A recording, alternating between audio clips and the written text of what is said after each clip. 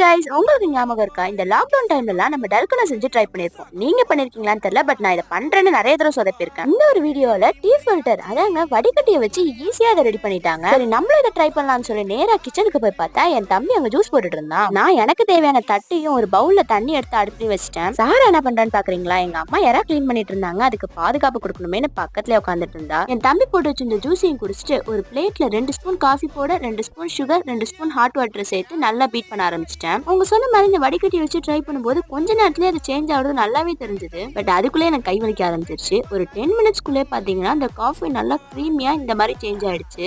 வீட்டுல இருந்த ஒரு 5 ஸ்டாரையும் எடுத்து குட்டி குட்டியா கட் பண்ணி வச்சுக்கிட்டேன். இதெல்லாம் ரெடி பண்ணதுக்கு அப்புறம் வீட்டுல போய் பார்த்தா ஐஸ் கியூப்ஸும் இல்ல, பாலுமே காய்ச்சல. அப்புறம் இதெல்லாம் ரெடி பண்றதுக்கே ஒரு 1 hour போயிடுச்சு. அப்புறம் என்ன, நம்ம ரெடி பண்ணி வச்சிருக்க காஃபி கிரீம் கூட இந்த பாலையும் ஐஸ் கியூப்ஸும் சேர்த்துட்டேன். பார்க்கவே இவ்வளவு சூப்பரா இருக்குன்னு பாத்தீங்களா? டேஸ்ட்டுமே செம்மையா இருந்துச்சு. நீங்களும் கண்டிப்பா ட்ரை பண்ணி பாருங்க. பாய் பாய்.